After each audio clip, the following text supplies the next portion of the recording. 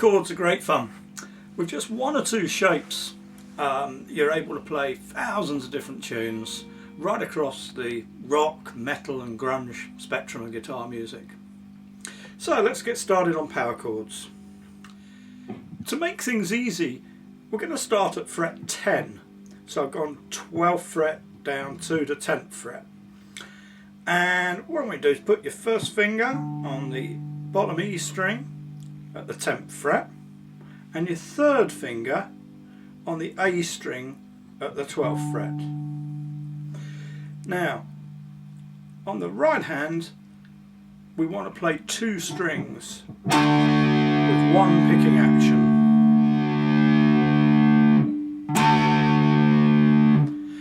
Now one problem is it's actually not that easy to just hit two strings, and if you hit more than two strings you can get rather a horrible sound. So to guard against this we need to look back at the fretting hand a minute. And the trick is, normally speaking, I've been telling you to keep your fingers on their tips when you're playing chords, but power chords are an exception.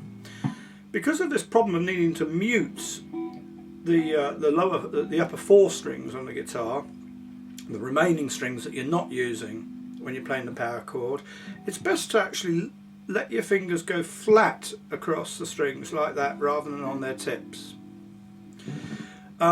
So I lay my fingers sort of flat across the strings like that, and then just lean on that bottom string to press it against the fret, lean on that one, and the remaining strings are literally just touched by this finger, so they're pretty dead. That way I can hit as hard as I like, and it really doesn't matter if I hit the other string. So that's the trick with getting a good sound out of your power chords, and that means you can just play them more freely. So have a little practice at that until you get the sound just right, and then have a go at this little exercise which is designed to help you move that shape around, which should also help you strengthen and stretch your fingers a bit. So starting at the 10th fret, I'm just going down a fret at a time.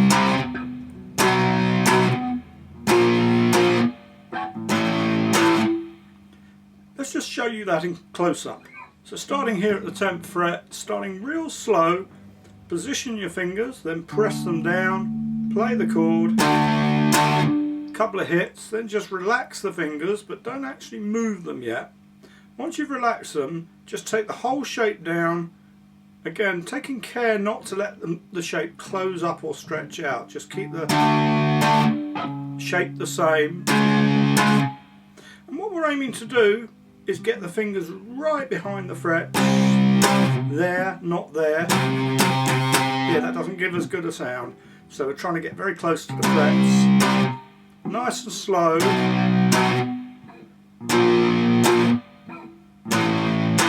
Notice how I'm cutting the sound off as well. That's all good practice. Just by letting the fingers, letting the strings spring off the frets, but keeping the fingers on the string. Good control. Then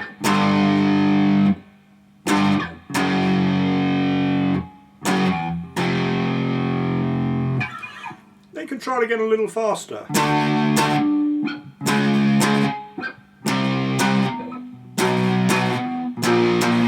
So on, gradually building up speed.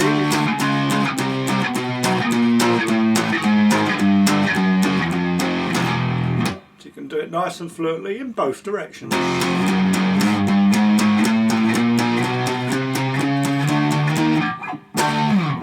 Just get used to moving it around. If you do it any length of time, you may find that the fingers begin to hurt a little bit just here. So careful not to overdo it, little and often. So once you've got on top of that exercise, the next step is to try the same thing but rooted on the 5th string, on the A string, like this.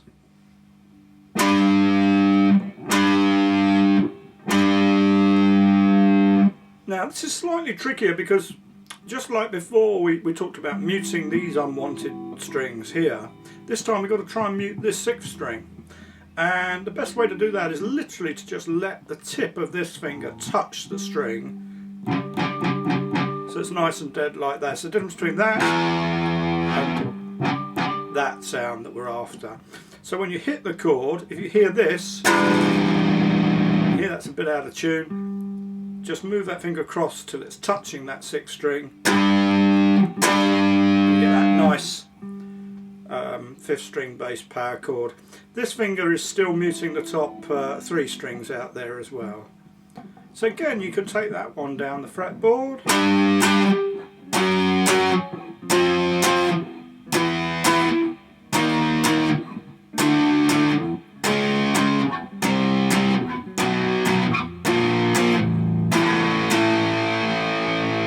Notice at the bottom there, I just let my thumb do the job of the muting, and that finger's going straight across there. Now quite often you'll want to use these two chord shapes in combination with each other, going from the 6th string root to the 5th string root.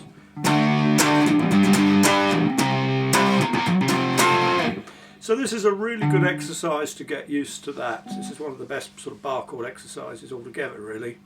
Just to go from, say, the 10th fret across to the 5th string root, down a couple of frets back to the 6th string root, across to the 5th string root, down a couple of frets, and so on. 6th string, 5th string. Now there's one more 2-note shape that I'd like to show you. It's actually the easiest one to play, but less commonly used because it's not quite so powerful sounding. However, it would be used in a song like Smoke on the Water, sort of classic rock sound. So we'll show you that one. It's called the inverted 5th chord, and we'll worry about why it's called that in a minute. So let's have a look at how to play it. So you notice I've got my thumb and forefinger on these middle 2 strings here, which I'm just going to play open to give you the kind of idea of how this sounds.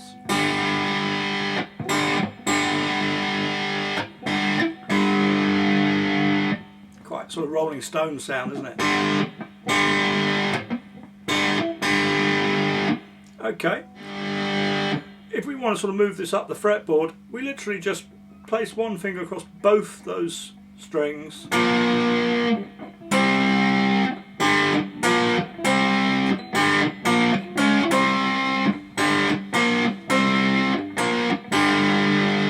Now let's move on to the 3-note power chord. Slightly more difficult to play, but because it gives you a fuller sound, it's well worth learning.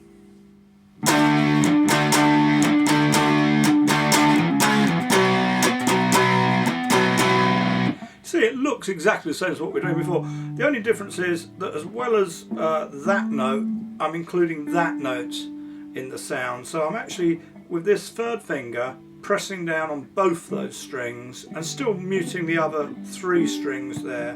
But you can hear... So the bottom 3 strings are all sounded. The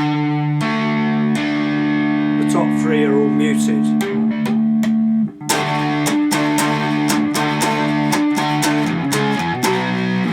Again, you can do that off either string.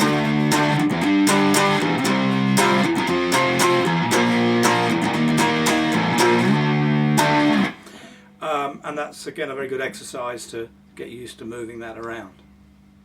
So if you can play all those shapes and move them around nice and easily, you're well set up to be able to play the rhythm parts to all sorts of songs.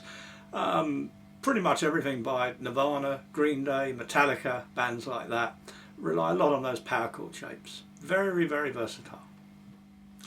The last part of this lesson, I thought I'd just explain a little bit more about power chords, why they're called 5th chords, and how we find the name for each of the shapes that we're going to use to play power chords. Now, power chords differ from most of the chords you're ever going to play because they only include 2 notes in them, 2 different notes. Let's just explain that. Whether I play the 2-note version or add that note in as well, I'm actually only playing 2 different notes because that is an octave above that note. So there I'm playing a G plus a C. No, I'm not. I'm playing a G plus a D plus a G. So two different notes, G and D. So why do we call them fifth chords? Well, all numbers in chord symbols really relate to the major scale, to steps on the major scale. So here's a look at a typical major scale pattern on the guitar fretboard. You can see that the key note is marked in red, and the rest of the notes are numbered in the order that they'd be played. So here's our key note, in this case G at the 3rd fret on the 6th string, working up to another key note an octave higher, 5th fret on the D string, that's also a G note. The rest of the notes are like this: 1, 2, 3, 4, 5, 6, 7, 8. So a fifth chord is simply made up of the first note plus the fifth note. 1, 2, 3, 4, 5. 1, 5. And then sometimes we get note 8 in there as well. But because that's the same as note 1, it doesn't affect the actual name of the chord. So that's a G fifth, regardless of whether we play it with those two notes or all three of these notes.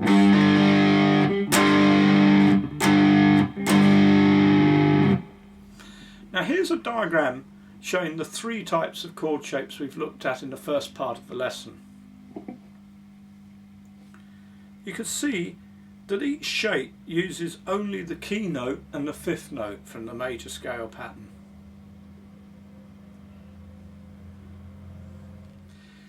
So you can see that the root notes of the chords are the same notes as the key notes of the scales that the chords come from. And this is how we are able to name the chords. So if we play this shape at the 3rd fret, that's a G fifth, because this note, the first note of the scale, is a G. E, F, F sharp, G. If I move that shape up a fret, it becomes G sharp fifth,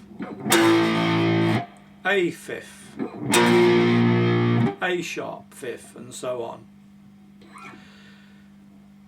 Notice that when we play the second shape, the inverted one, the root note is actually the top of the two. So in this case, that's the root note. So that's a G fifth, because that note's a G. D, D sharp, E, F, F sharp, G, G sharp, A sharp fifth, B fifth, and so on. So that's the important thing to remember. With an inverted fifth, the root note is the top one. With the others, the root note's the bottom one. And of course, when we play the 3-note power chord, you can see it's really a combination of the other two. That's an inverted G fifth together with the normal G fifth, and they make up a 3-note power chord. Okay, that's all about power chords for the time being. If you're ready to try these out and you want to learn a new song, then a great place to start is in the next lesson, where I'll show you a version of Teenage Kicks using these power chords. See you then.